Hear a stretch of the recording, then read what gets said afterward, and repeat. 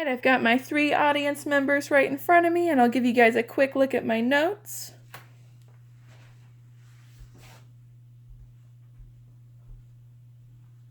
How many times have we as adults who are trying to afford our rent and other fixed expenditures been faced with rent spikes and increases for the cost of living?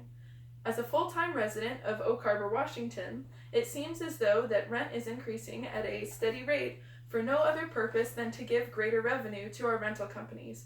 So how do we address and combat these constant rent spikes and increases? By raising the minimum wage? No.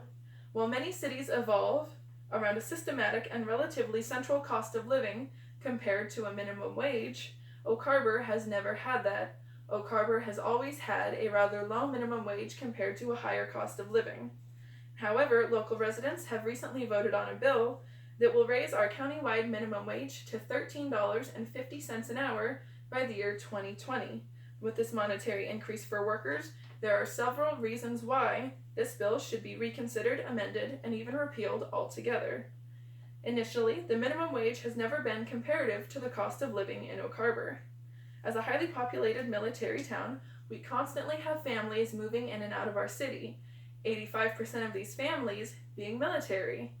And with military now being our target population for homeowners, renters, and buyers, many offices for renting and buying houses are now increasing the cost of living to purchase these houses and rent apartments because that they know these military families are receiving BAH to aid in their cost of living, to cover mortgages, and to cover rent. With the rank rate and number of dependents in these military households giving these families anywhere from $1,200 to $2,400 a month, these rental offices have steadily increased their cost of living for rent because they know that their target population is now able to afford a higher cost of living. However, there are many more pressing actions that are currently underway which are leading to the greater division of minimum wage and cost of living in this area. Naval Air Station Whidbey Island is currently expanding in size and number of service members. Shreve from Whidbey News-Times states that there are currently 2 squadrons that are transferring to Naval Air Station Whidbey Island, which will include roughly 600 new service members. And with this many new service members, Richmond of Whidbey News-Times has stated that there are now going to be 300 to 400 new families entering our city, with roughly 600 to 700 new students entering our school system. This huge influx of new residents has caused Oak Harbor to go into a housing freeze or even a housing crisis because we now have such a large number of renters and buyers to a relatively low amount of available apartments and houses to buy. So, with so many buyers, sellers are now increasing the cost of their houses because they know that the families moving into the city are going to look for houses first before apartments. And as well, with all these families that are now looking to purchase houses and the houses going off the market so quickly, many of these military families are being faced to rent apartments and condos and townhomes. And while our new rental offices know that this is their target population, they're increasing the price of rent because they know these families can afford it, which is now causing a depletion in the level of available apartments. So many civilians are having a very rough time being able to afford and find available housing. While the market is beneficial for sellers and rental companies at this time, it has now become abysmal for renters and buyers. With rent skyrocketing, the local officials feel that the cost of living is now more imbalanced than ever before in Oak Harbor. With our last minimum wage ringing in at just $9.47, many young adults at that time were even struggling to afford a minimum level apartment, which would cost roughly $750 a month. This would require many young adults to have roommates as well.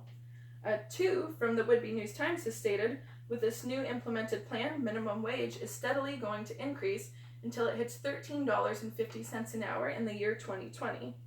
And the Washington State Department of Labor and Industry stated in 2016 that with this goal to regulate the cost of living, 60% of voters voted in favor of this bill to raise minimum wage. And while the voters believed that this would be aiding those who make hourly wages, quite the opposite has actually come from this bill's implementation. With the already skewed ratio of minimum wage compared to the cost of living, raising the minimum wage caused many adverse reactions from local business owners, renters, and workers. The minimum wage was $9.47 an hour, and currently on this track plan is at $11.50 an hour. So many workers realistically should be making more money. However, with this raise, many of these workers have been bumped up into the next tax bracket, causing them to lose money during our tax season. And with the wages increasing by $2, the average rent has increased steadily at the time too, so it has gone from roughly $750 a month upwards of $1,100 a month just for a small 2-bedroom apartment. As well, business owners are struggling to afford to pay their staff the new wages. And while $2 an hour doesn't seem like much, many large businesses are spending almost $2,000 a week or more to pay their staff the new wages. And with this inconvenience to managers, they are now downsizing their staff, cutting hours for their workers, and they are raising the prices of their goods. So now not only are the hourly workers losing more money in taxes, they are spending more for rent, and now they are spending more money on the same amount of goods that they were getting before.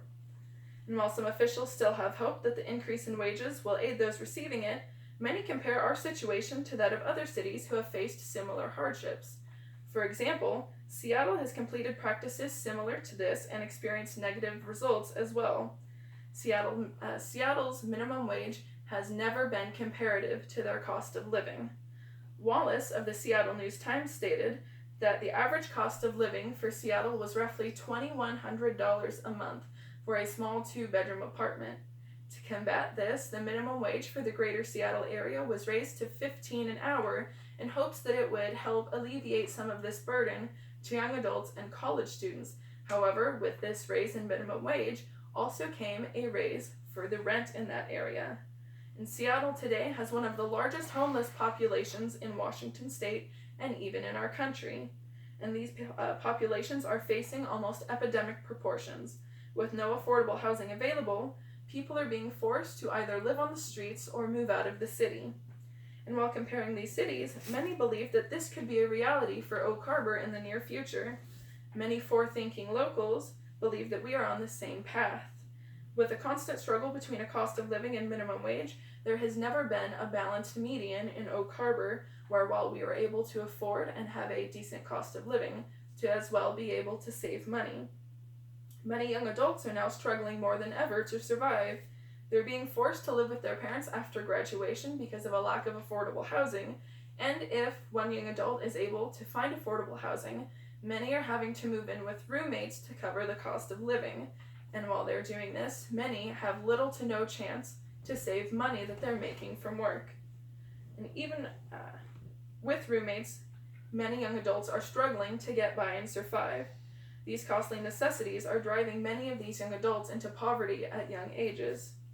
In conclusion, with the already skewed cost of living and minimum wage, increasing workers' pay is in no facet aiding anyone except rental companies. By forcing business owners to spend more in wages, many are cutting employees, raising prices, and they are cutting hours, which is negatively affecting each and every local citizen. As well, with the extra pay, rental companies continue to raise their prices, once again skewing the balance between the cost of living and the minimum wage.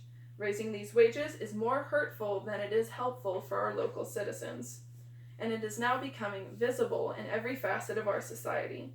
With the current outlook on this bill falling further into negativity, many wonder why no amendments have been produced or why there has been no complete repeal yet. Thank you.